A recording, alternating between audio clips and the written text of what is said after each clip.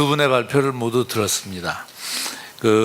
이미 잡 마켓에서 인간과 로봇의 잡 마켓을 놓고 싸움이 시작이 됐다고 생각을 합니다. 그리고 특히 최근 들어서 여러분들 뭐 다 아시겠지만 이 협동 로봇은 오히려 이 상황을 더욱더 지금 치열한 경쟁으로 몰아가고 있는 것 같습니다. 연태까지는 대기업들이 주로 고가의 산업용 로봇, 헤비듀티 로봇을 갖고 이제 주로 뭐 자동차 산업을 중심으로 해서 사용을 해왔습니다. 그 헤비듀티 로봇은 뭐 가격이 몇억, 1, 2억 이상 되는 그런 고가의 장비고 운영하는데도 굉장히 그 전문성이 필요한 그런 장비였습니다만 최근 들어서는 그 협동 로봇 또 가격도 뭐 2, 3천만 원대의 그런 협동 로봇이 단순 반복적인 작업에 아주 특화된 그런 로봇이 시장에 나오고 있습니다.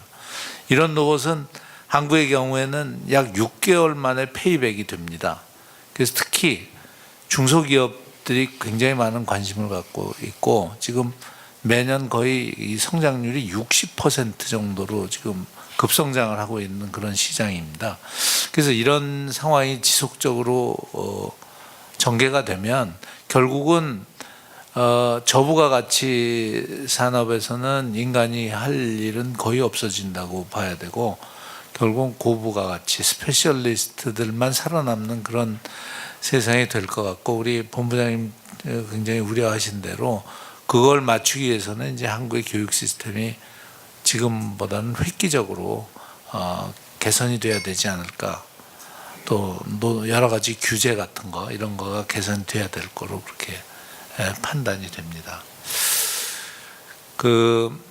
지금부터 플로어에 계신 분들에서 질문을 받도록 하겠습니다. 질문하실 때는 손을 들어주시고 성명과 소속을 밝혀주시면 감사하겠습니다. 질문 받겠습니다. 네, 김 부회장님.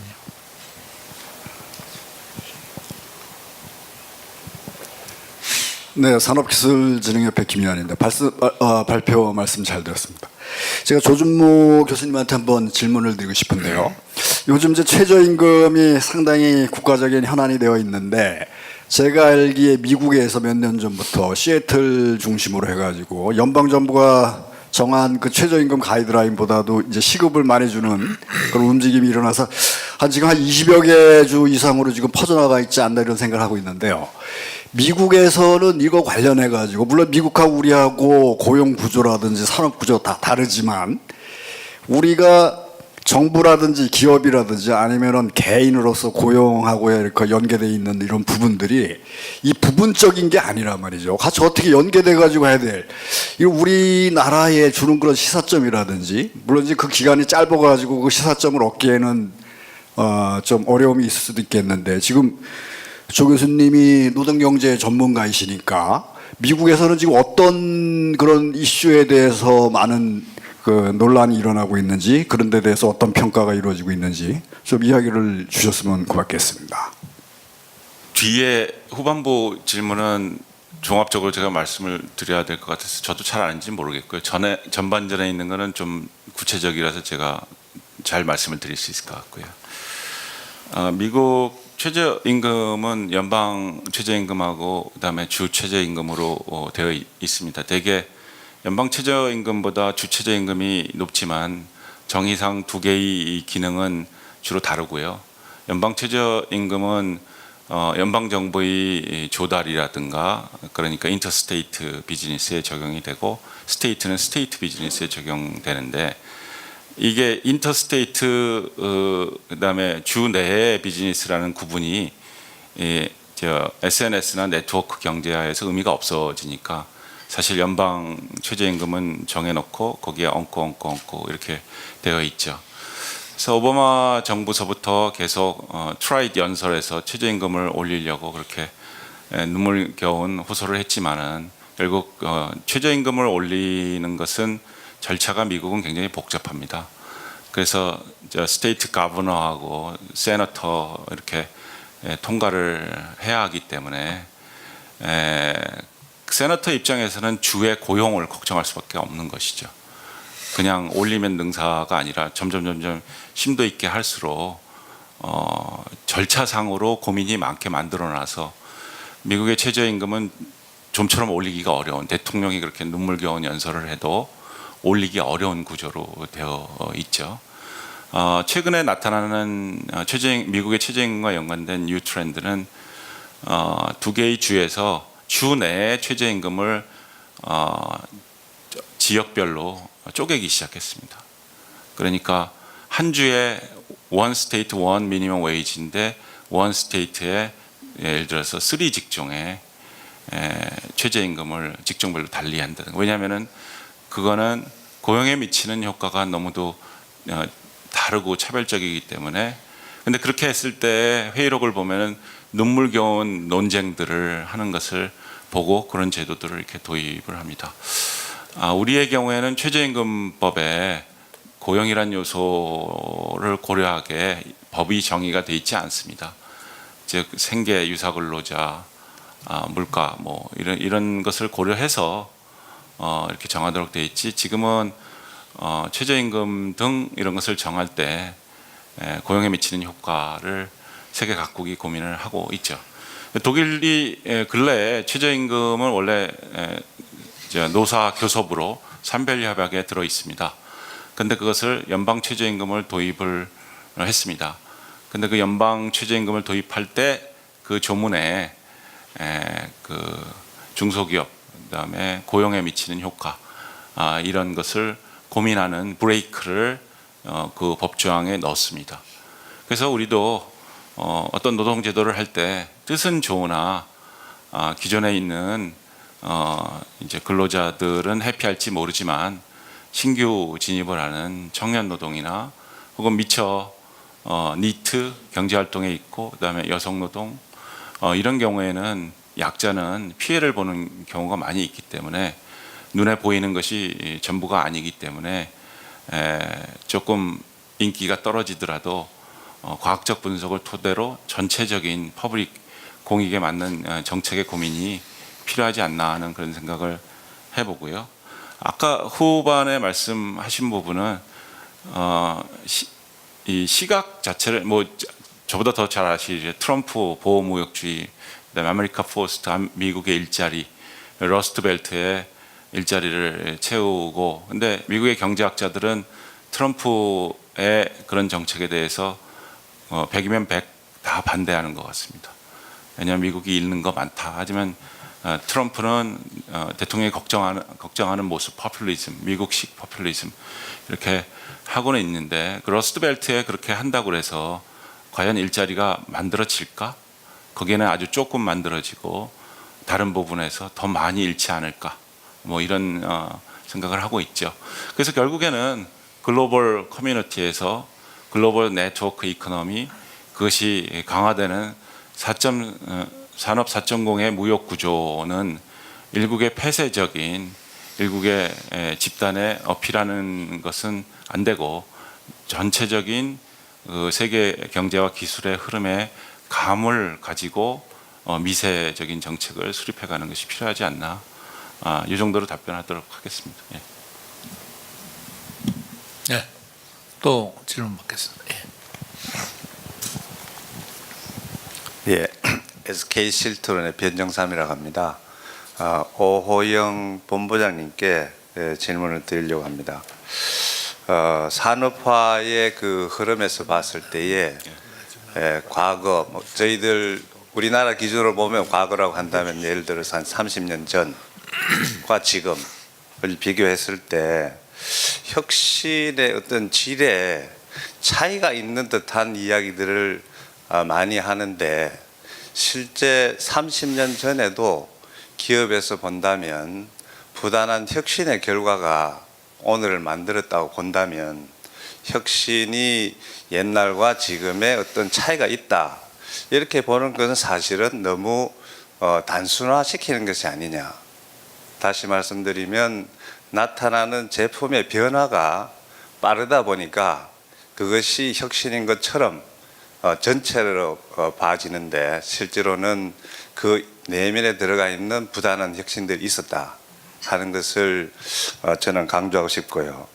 그런 관점에서 봤을 때 나타나는 제품들이 많은 변화가 생기니까 융합 기술이 필요하다라는 게 이제 회자가 많이 되고 오늘 본부장님께서도 그런 말씀을 하셨는데 실질적으로 기본 학문에 대한 그 단단한 뿌리가 없이 융합을 이야기한다는 것은 사실상 어불성설이 아니냐라는 생각을 저는 가지고 있습니다. 그런 관점에서 봤을 때 지난 한 30년 전 대비해서 지금의 대학이 이 교육의 질이 나빠졌느냐 그런 것을 측정한 어떤 지표가 있는지 그걸 한번 묻고 싶고요. 또 한편으로 기업에서 이제 바라본다면 30년 전과 지금의 그 사람들의 진로 관점에서 봤을 때에 산업이라는 관점보다는 개인적인 어떤 전문직 이런 부분을 많이 선호하는 것 때문에 산업화에 대한 부담은 더 커지고 있는 것이 아닌가 이런 생각이 드는데 본부장님 생각은 어떠신지 궁금합니다. 예, 우리 경제 성장 과정을 보면 사실은 무에서 유를 창조했으니까 어떻게 보면 지금 선생님께서 말씀해 주신 것처럼 30년 전이나 지금이나 굉장히 본질적인 문제는 같다 이렇게 보시는 것도 맞는 것 같습니다. 근데 제가 그 문제가 좀 달라졌다고 생각하는 건 뭐냐면 우리가 과거에는 역설계죠. 그러니까 외국에 있는 제품을 들여와서 이걸 분해해 가지고 거꾸로 이제 접근할 수가 있었다는 거죠. 그러니까 이미 그러니까 그 앞서간 거를 어떻게 하면 더 저렴하게 더 빨리 하느냐가 이제 문제의 본질이었다고 저는 생각을 하고 있습니다. 근데 이제 현재 우리가 닥치고 있는 문제는 역설계로 접근할 수 있는 것들이 굉장히 제한적이고 어떻게 보면 우리가 새로 뭔가를 내놓으면 우리 후발자들이 이제 그걸 거꾸로 역설계에서 따라오는 이제 그런 형국이고 그 갭이 점점점 이제 줄어들고 있다는 거고 그러면 우리가 그 캐치업을 당했을 때 이제 그 대안이 지금 뭐냐라는 이게 이제 문제의 본질이 좀 달라지지 않았느냐 저는 그런 관점에서 말씀을 드리는 거고요.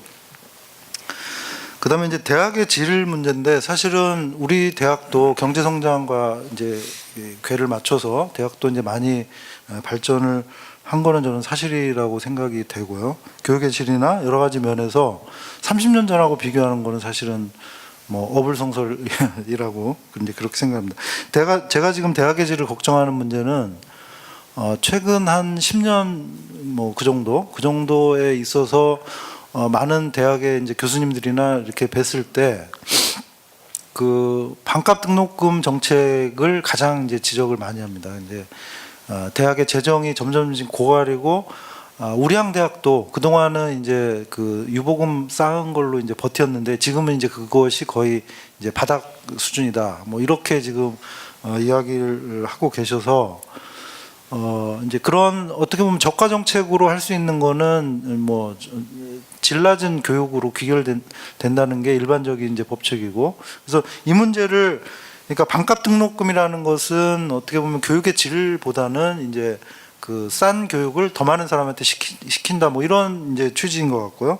그래서 이제 그 문제가 하나가 있고요. 또 하나는 이제 최근에 좀 강화된 게 그 재정 지원, 그러니까 대학이 반값 등록금으로 재정이 어려우니까 정부가 재정 지원을 해주면서 그 반대급부로 이제 그 대학 평가를 요구를 하는 거죠. 근데 이 평가라는 것이 일반적으로 이제 정량 평가를 하게 되면 결국은 지표는 좋지만 대학의 어떤 질적인 거는 지표와 달리 이제 떨어지게 되는 이제 그런 문제를 안고 있습니다. 그래서 지금 현재 대학의 어떤 글로벌 랭킹이라든지 여러 가지로 봤을 때 지난 10년 동안은 진보라기보다는 어떻게 보면 좀 퇴보했다. 저는 그렇게 전체적으로 좀 평가할 수 있지 않느냐 이제 그런 생각을 해보고요. 요즘 청년들은 대학 진학 단계도 그렇지만 이제 아마 부모 영향도 크겠죠. 근데 과거에는 이제 그 수능에서 전국 1등을 하는 학생들이 컴퓨터공학과 70년대는 섬유학과 이런 식으로 해서 사실 우리 기간 산업 발전하고 그 대학하고 어떻게 보면은 비슷하게 간 그런 측면들이 있습니다. 근데 지금은 말씀하셨듯이 이제 뭐 의사라든지 이런 전문직으로 다 우수학생들이 가고 이제 우스갯소리지만 서울 공대에 가는 학생은 5,001등부터 간다. 5,000등까지는 이제 의대하고 치대 한의대 그래서 전국으로 다 빠져나가고 5,001등짜리가 이제 서울공대 간다. 이런 게 지금 우리 그 인력 양성의 어떤 지금 현 주소죠. 근데 저는 이게 꼭 반드시 또 부정적인 것만 아닌 것 같고 의대 나오신 분들 중에 바이오나 이쪽으로 해서 지금 또 엄청나게 또 성장하는 것도 있으니까 이게 좀 이제 지켜보긴 봐야 될 것 같은데 문제는 우리 전체 지금 부가가치로 봤을 때는 이제 인력 양성하고 노동시장하고의 이 괴리가 점점점 이제 벌어지고 있는 게 아닌가 이제 그런 걱정을 해봅니다. 네, 한양대학교 손종국입니다. 두 분 말씀 잘 들었는데요. 4차 산업혁명이라는 진행되고 있는 좀 미래의 그 현상에 대해서 얘기를 하시고 이 일종의 솔루션이나 뭐 이 문제에 대한 어프로치는 현재에 대해서 하셨기 때문에 조금은 뭔가 이 맞지 않는 그런 부분이 있었던 것 같습니다. 우리 조준모 교수님하고 우리 오호영 본부장님한테 하나씩 질문을 드리겠는데요. 저는 4차 산업혁명이 옵티마이제이션이 계속 이루어지는 현상, 따라서 생산, 유통, 소비에 이르기까지 하드웨어적인 어떤 어벨러빌리티를 바탕으로 해가지고 우리가 과거의 경제학에서 뭐 프로핏 맥시마이제이션, 뭐 코스트 미니마이제이션 하는 부분들이 개념상으로는 일어났지만은 실질적으로는 적용되지 않았던 것들이 이제 현재화되는 그런 현상들이 벌어짐으로써 이제 여러 가지 현상들, 뭐 노동 구조, 스트럭처 문제까지 생기는데, 근데 지금 사실은 두 분 말씀 다 지금 현재 산업 구조를 바탕으로 해서 이제 말씀을 하신 거거든요. 제가 볼 때는 앞으로 어차피 물론 시간적인 어떤 시간이 걸리겠지만은 산업 구조의 변화가 우리나라 자체에서도 일어날 거고, 그런 차원에서는 서비스 섹터에 대한 어떤 여러 가지 노동의 어떤 전이나 노동의 어떤 그 퀄리티나 뭐 여러 가지 그런 문제들이 발생할 수 있고 또 요구가 될 수 있는데, 그 부분에 대한 문제들은 사실상 터치를 좀 안 하신 것 같아요. 그래서 이제 조준모 교수님께는 그런 스트럭처럴 변화에 대해서 노동 시장의 어떤 구조나 그런 뭐 문제 또 우리 해결 방안이 무엇인지에 대해서 한번 여쭤보고 싶고, 우리 오호영 본부장님은 좀 미스가이드 할 수 있는 부분이 있다고 봐요. 왜냐하면 아까 직업 우리 4차 산업혁명의 파급 효과로 나타나는 뭐 학과, 뭐 사회과학이나 뭐 이런 쪽에서의 그 뭐 직업의 어떤 대체율, 로봇 대체율, AI 대체율 말씀하셨는데, 저는 또 반대로 생각을 하고 있습니다. 왜냐하면 우리가 소위 말하는 뭐 개념 설계 부분이라든가 굉장히 이 위에 비즈니스 모델을 만든다든가 또 서비스 섹터 쪽으로 산업이 진행이 된다 그러면은 오히려 그쪽의 수요, 지금 사실은 미국에 잘 나가는 뭐 구글, 아까 언급하신 우버, 뭐 에어비앤비, 모든 산업들이 과연 그게 이 이공계통의 어떤 전문성만 요구를 하느냐? 아니거든요. 그래서 그런 부분에 대한 지금 현재 말씀하시는 거하고 앞으로 산업이 진행될 4차 산업혁명이라는 관점에서 진행될 어떤 다가올 미래하고의 이 얘기들이 조금은 말씀하신 거하고는 좀 미스매치가 되지 않느냐, 뭐 이렇게 생각합니다. 네. 지금 기술과 기술 도입을 결정하는 데 있어서 경제사회적 환경과 상호작용을 통해서 이루어질 것인데, 그렇다면은 그 도입 시점이나 그러니까 도입 정도, 도입의 양태 이런 것들이 어떤 모습이냐는 것을 많은 토론들을 합니다. 그러니까 기술적인 측면은 앞서가도 사회 제도적인 측면이 못 따라가면은 결국 도입이 어렵고 뭐 이런 스토리인데요. 그런데 이제 예를 들어서 우버, 그래서 외국은 빨리 도입을 하고 물론 거기에 부작용도 있고 하지만 도입 속도가 빠르고, 우리는 도입 속도가 규제로 인해서 어렵고 그러면은 장차 어떻게 될 것이냐 하면은 스토리를 한번 해보면은 해외에 많이 확산되는 것 신기술의 혜택을 선진국 중심으로 많이 이루어지는 것을 느끼고 볼 것이다. 그럼 우리는 왜 못하지? 하면서 그 규제라든가 그런 왜 못함에 대해서 식별하고 성토대가 이루어지고 문제의식을 국민들이 갖게 된다. 그리고 나서는 종당에 가서는 어떤 형태로든 간에 글로벌 페이스에 맞춰서 갈 수밖에 없을 것이다. 근데 그러려면은 사회경제적 제도가 찢어질 것이다. 찢어지고 경착륙되는 모습으로 갈 것이다. 그러면은 가장 사회적 비용을 줄이고 가는 방법은 미리 그거를 예측해서 제도나 이런 것들을 슬기롭게 사전적으로 디자인해 가는 능력이 굉장히 필요할 것이다. 이렇게 얘기를 하죠. 그래서 그 제도나 이런 것들을 안 되는 줄 알면서 왜 그랬을까 버티다가 다른 다 하면서 우리가 최후에 그렇게 되지 않음을 이제 경고하고 그런 노력이 이제 저희 학계나 뭐 좀 더 이제 노력을 해야 할 것 같고요. 제가 웃기는 얘기로서 이제 노동법 학자들하고 토의를 많이 하면서 노동경제학자고요. 노동법 학자들 토의를 하는데 산업 4.0의 노동법의 역할과 미래 뭐 이런 얘기를 해요. 산업 4.0을 붙여야지 다 비즈니스가 되니까요. 그래서 제가 조크로 아니 산업 4.0을 못 가게 하는 주범 아니냐고 제가 조크로 친한 분들 많으니까 그러니까 이 노동법이 안고 있는 산업 1.0, 2.0에서 산업 3.0의 숙제를 아직 못한 부분이 굉장히 많습니다. 우리나라는. 그러니까 산업 3.0의 문제를 푸는 것이 산업 4.0을 대비하는 것이냐. 그러면은 많은 사람들은 기술은 레볼루셔너리를 얘기하는데 우리는 미래에 풀지 못한 숙제를 풀고 산업 4.0을 붙인 거 아니냐. 혹은 좀 더 진취적으로 얘기하면 리모델링을 레볼루션이라고 하는 거 아니냐. 뭐 이렇게 토의를 합니다. 그래서 노동법이냐 이런 것들을 산업 4.0에 맞게 얘기는 하지만은 그것을 심각하게 디자인하기 위해서 중론을 모으고 어떻게 로드맵을 제도 설계의 로드맵을 하고 이렇게는 하지 않습니다. 아직은 그런 뭐 굉장히 뒤처져 있습니다. 기술에 비해서 저희들의 논의는 매우 뒤처져 있기 때문에 그런 미스매치 문제를 우리 사회가 어떻게 식자 전문가들이 갭을 줄여 나갈까 하는 그런 숙제들은 있는 것 같고요.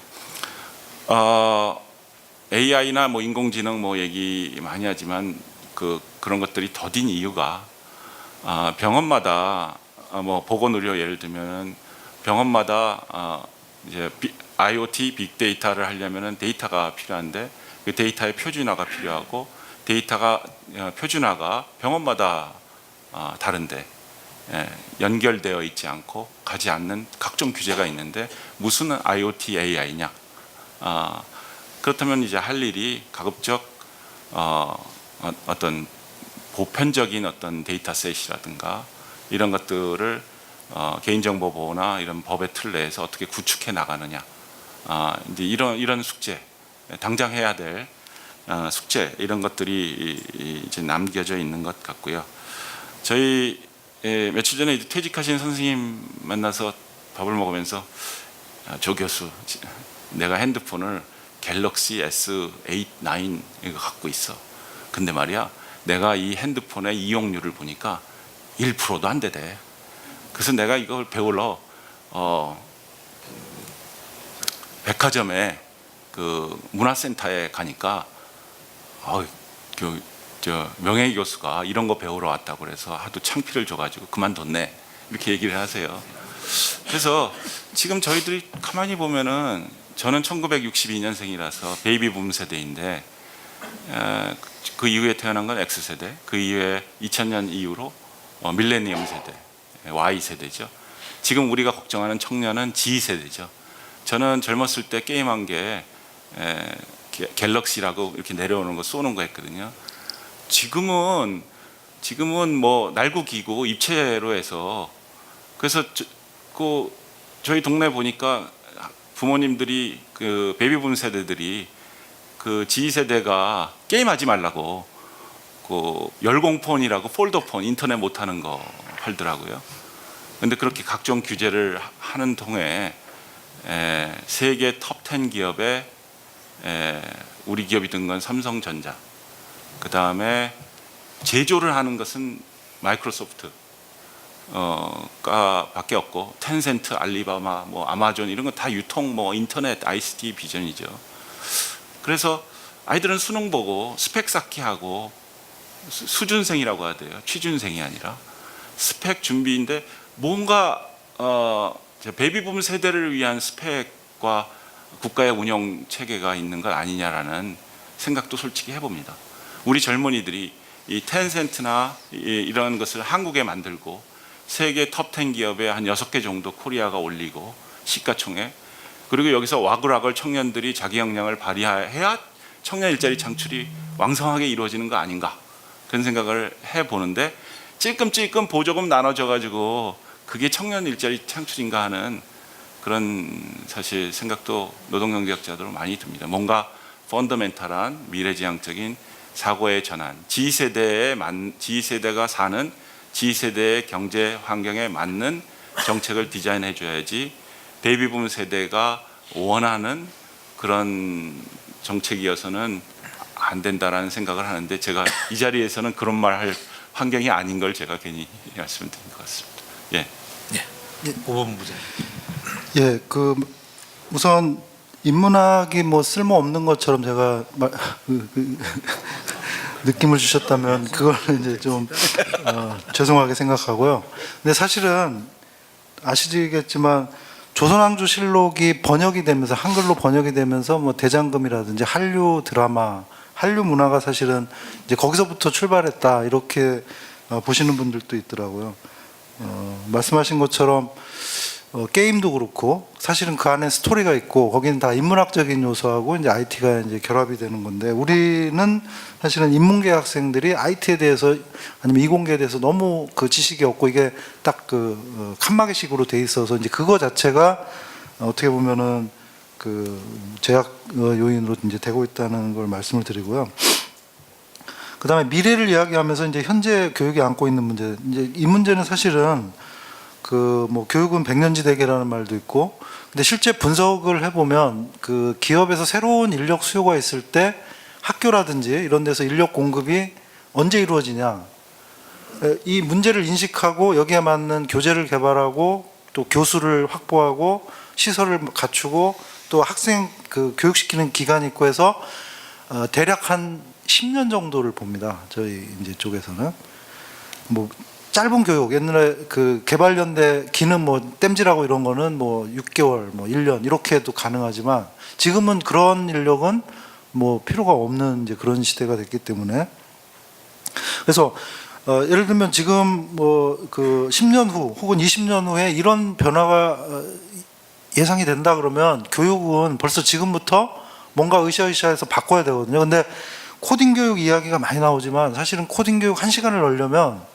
지금 교육제도에서는 어떤 교육을 1시간을 빼야 됩니다. 근데 현재 있는 교사들의 입장에서 이게 그 밥그릇이기 때문에 학생에게 코딩 교육이 필요하다는 건 누구나 알지만, 그러면 어느 교사를 실수를 빼가지고 코딩을 넣을 거냐.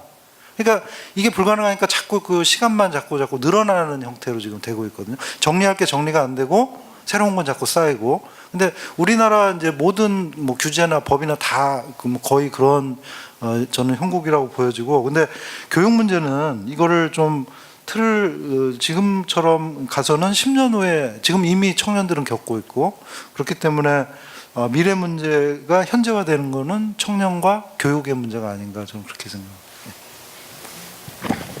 예. 네. 네, 말씀 잘 들었고요. 저는 저 홍익대학교에서 그 도시공학과에서 학과 가르치고 있는 황기현입니다. 오늘 그 4차 산업혁명 들으면서 제가 좀 그 조금 빠진 부분이 좀 있지 않나. 그 특히 이제 우리 오영 본부장님 발표에서 보니까 4차 산업혁명의 주요 기술로서 블록체인이 좀 빠진 것 같아요. 지금 제가 그 학교에서 블록체인 창업 그 관련된 그런 그 클래스를 하는데, 애들이 너무 많이 몰려왔어요. 그래갖고 사실상 굉장히 받아주는데 문제가 있을 정도로 그랬는데 어떻게 보면은 사회가 움직이는 것보다 학생들이 더 빨리 그런 어떤 이슈를 찾아서 움직이는 것 같고, 그리고 또 저도 이제 가르치다 보니까 이 블록체인이 그 사람들이 비트코인만으로 오해를 하고 있지만 실질적으로 이건 우리 어떤 차세대 인터넷으로 기존의 어떤 산업 체계를 완전히 또 흔들 수 있는 커다란 그건데, 제가 보기엔 이제 3자 개입이 만약에 없어지게 되면은 일자리가 사라질 수도 있고, 또 P2P가 활성화하게 되면은 또 새로운 일자리가 또 개인들에게 또 창출될 수도 있어. 아마 이런 부분에 대해서 국가 차원에서 정말 철저하게 대비를 하고, 또 이 젊은 사람들의 그런 어떤 그 관심에 대해서 뭔가 이렇게 좀 그 관심을 좀 현실화할 수 있도록 좀 끌어주는 그런 역할들이 굉장히 중요한 것 같거든요. 그래서 혹시 뭐 우리 국가 차원에서 그런 준비를 하고 있거나 뭐 그런 내용들이 좀 토의가 되고 있으면 어떻게 되고 있는지 좀 알고 싶습니다. 여기 발표 자료에 보니까 블록체인은 진짜 말씀하신 대로 빠져 있고요. 굉장히 이제 최근에 이슈가 되고 중요한 거라고 이제 공감은 하고요. 근데 솔직히 말씀드리면 기술 쪽은 제가 뭐 그렇게 전문가도 아니고 잘 몰라서요. 지금 질문 주신 거에는 답을 할 수가 없어요. 죄송합니다. 이제 한 가지 저도 기술은 모릅니다만 주워 듣는 거 많으니까. 근데 저희 학생들한테 물어보니까 비트코인은 억제하고 블록체인은 육성하고가 말이 안 된답니다. 왜 안 되냐 그래서 한참 토론을 했거든요. 그랬더니 그 G세대죠. G세대는 선생님은 게임을 이 손가락으로 게임을 안 하시고 핸드폰도 익숙치 않으시잖아요. 자기들은 뭐 그랬대요. 포노 사피엔스이기 때문에 어려서부터 이게 손가락하고 뇌하고 이어져 있기 때문에, 그래서 리니지 게임에 방패가 3천만 원에 팔리고 리니지 게임에 성이 11억에 할머니가 사셔서 인사드리러 가야 되고 촌장이 나오고 무슨 소리 하냐 그랬더니 득템하고 그게 재산입니다. 선생님은 건물 토지가 재산이라고 생각하죠? 전혀 다릅니다.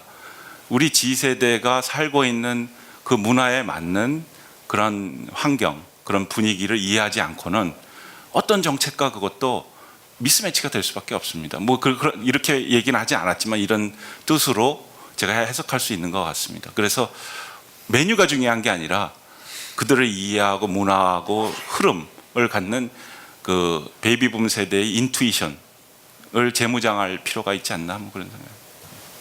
사람의 능력을 가장 그 지표로 잘 표현할 수 있는 업종이 저는 이제 프로야구라고 보는데요. 모든 이제 뭐 기록이 수치화되기 때문에. 그래서 한 10여 년 전에 그 LG 구단에서 수치화된 그 실력을 바탕으로 연봉을 정하겠다 해가지고 망했죠. 그러니까 그 전에는 프로야구긴 하지만 그 연공 서열이라든지 그 어떻게 보면 호봉제 비슷하게 하고 실력하고 이렇게 섞어서 했는데 실력제로 해서 완전히 이제 구단이 망해서 다시 옛날로 되돌아왔는데요. 그 노동시장 유연이라든지 좀 전에 그 조 교수님 말씀하신 그런 호봉제 문제라든지 이런 것들이 그 서구적 프레임에서 한국에서 와서 저는 잘 정착을 못했다 이렇게 보는 편인데요. 한국 사람은 저는 가장 중요한 게 이성이 아니고 감성이고 특히 기분이라고 보는데 기분을 너무 강가한 접근이 아닌가 저는 이렇게 생각합니다. 네, 이 질문입니다. 혹시 어느 분께 질문하신 건가요? 네. 뭐저 공감하고 인기인지 업무가 많은지 모르겠습니다. 연장 근로수당 주셔야 되는데 좋습니다. 공감하는데요. 한 가지 사례를 얘기하면은 청년 고용 그러니까 일자리 대책 가운데서 예전에 중소기업 빈 일자리 대책이 있었습니다. 그러니까 가만히 들여다보면 중소기업에 청년들이 안 가니까 그러니까 빈 일자리가 생겼다. 그러니까 너희들 가라 이 얘기거든요. 이거는 고시 붙은 5급 공무원이 엘리트주의에 빠져가지고 시혜성 정책 메뉴를 만든 거거든요. 근데 이제 또 다른 부처에서 거의 유사한 메뉴인데 월드 클래스 300이라고 이름을 붙였습니다. 근데 그거는 대단히 이제 인기가 있었죠. 이름만 바꿨는데. 그래서 정신이 중요한 것 같습니다. 문화, 이해 이런 게 중요한 것 같습니다. 그래서